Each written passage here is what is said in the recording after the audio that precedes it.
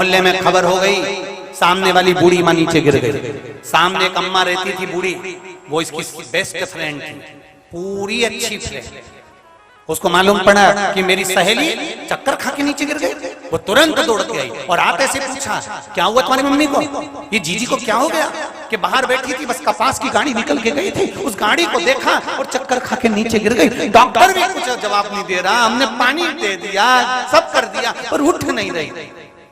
कपास की गाड़ी गई थी। हाँ, सामने वाली काकी दौड़कर बाहर गई और बाहर से अंदर आई और आते से बोली, अरे जीजी उठ, तेरे सामने से जो कपास की गाड़ी गई थी ना, उसमें आग लग गई। जीजी उठ के बैठ गई तुरंत।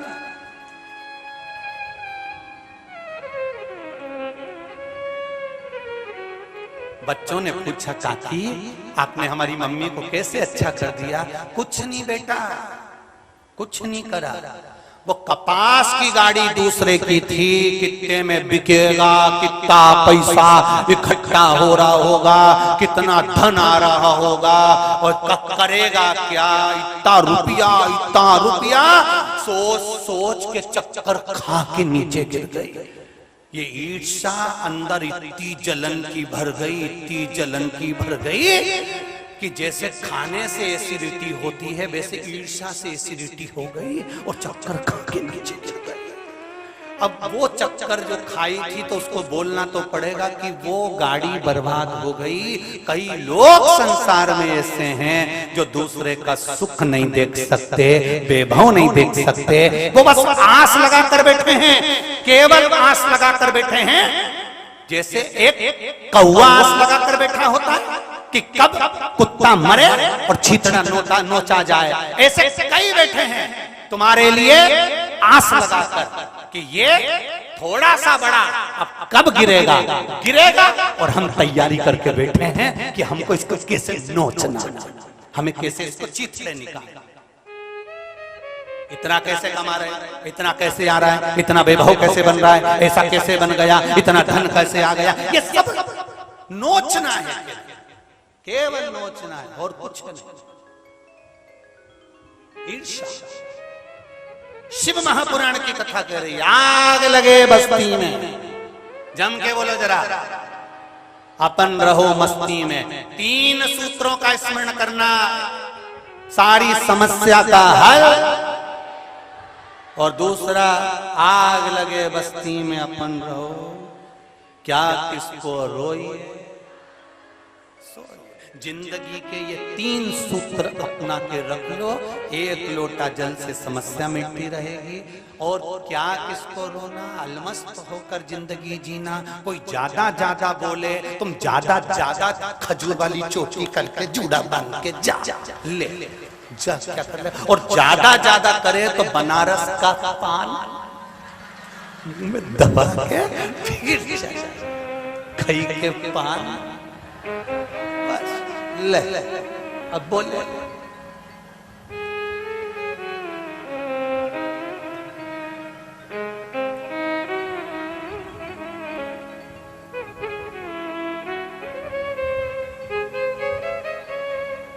कितनी मस्त की जिंदगी जी सकते हो, अलमस्त। मनुष्य का शरीर वापिस नहीं मिलेगा। 83,99,999 जीवन निकलने के बाद तब मनुष्य बने हो। इसको ऐसे ही मत गवा देना कि केवल खाया पिया एंजॉय, नहीं, खूब एंजॉय की जिंदगी जियो, खूब अच्छा खाओ, अच्छे से रहो, फुल जिंदगी एंजॉयमेंट जियो। और साथ में 1 लोटा जल शंकर जी के मंदिर में जाके चढ़ाते रहो। बस ये जिंदगी अलमस्त जियो, और कोई मतलब नहीं अपने को। बस भगवान की भक्ति जरूर करना। मनुष्य का जीवन मिला है, खूब बढ़िया खाओ पियो मौज करो अपनी जिंदगी। रोज तुम्हारी अगर पाचन क्रिया ठीक है तो रोज पोया हुआ गुलाब जामुन इमरती भजिया पकौड़ा खाओ, कौन मना करे। और ज्यादा कभी हफ्ते में 1 आध बार लिट्टी ने चोखा।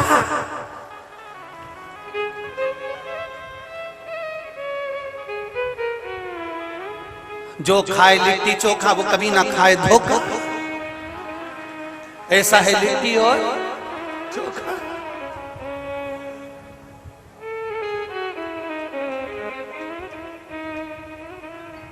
क्या सोचना,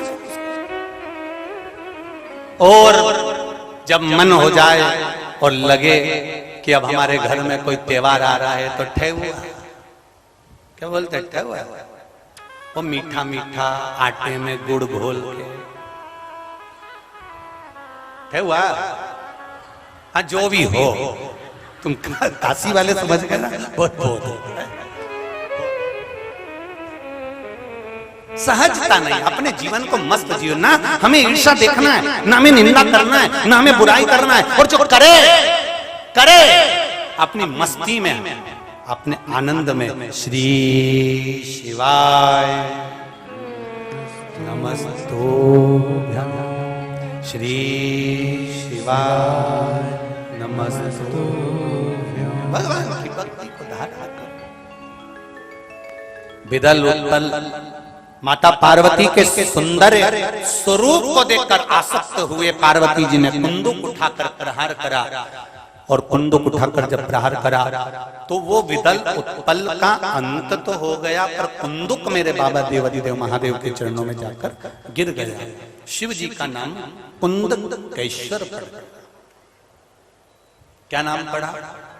कुंदकेश्वर।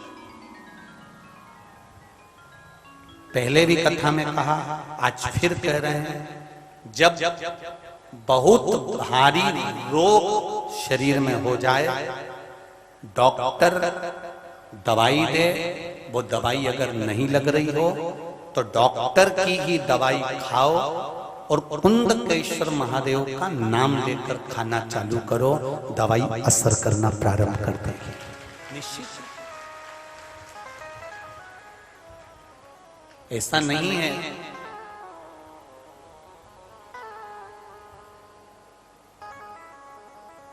दुनिया में केवल एक डॉक्टर ही ऐसा होता है जो भगवान का स्वरूप होता है, जिस पर हम विश्वास कर कर उसके पास जाते हैं और अपने दिल की बात कहकर उससे औषधि लेकर आते हैं।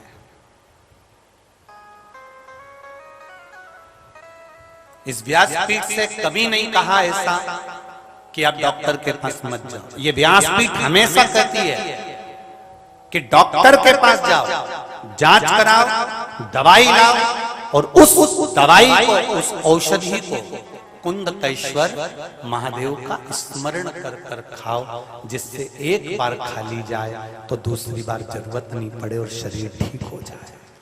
शरीर दवा के साथ में दुआ की भी जरूरत पड़ती है, इसलिए एक लोटा जल शिव जी को रोज चढ़ाओ, थोड़ा सा आचमन करने के लिए लेकर आओ, बेलपत्री चढ़ाओ। कभी कभी अगर हमारे शरीर में ज्यादा कष्ट हो रहा है, ज्यादा बीमारी आ रही है, ज्यादा तकलीफ आ रही है, तो बेलपत्री की जो बीच वाली पत्ती है, बीच वाला जो पत्ता है, अशोक सुंदरी वाली जगह पर उसको, जैसे जल इधर बहता है तो अशोक सुंदरी वाली जगह पर बेलपत्री का पत्ता इस तरह से रखकर कलश में जो जल है वो जल उस बीच वाले पत्ते पर, अशोक सुंदरी वाली जगह पर, अपने शरीर में अगर ज्यादा कष्ट है, घुटने में अगर डॉक्टर बोल रहा है कि घुटना बदलना पड़ेगा या कोई गैप आ गया है हड्डी में तो शरीर में ये ऑपरेशन करना पड़ेगा, या गुरिया खसक गया है तो उसके लिए डॉक्टर की दवाई तो जरूर खाओ, साथ में बीच वाली जो पत्ती है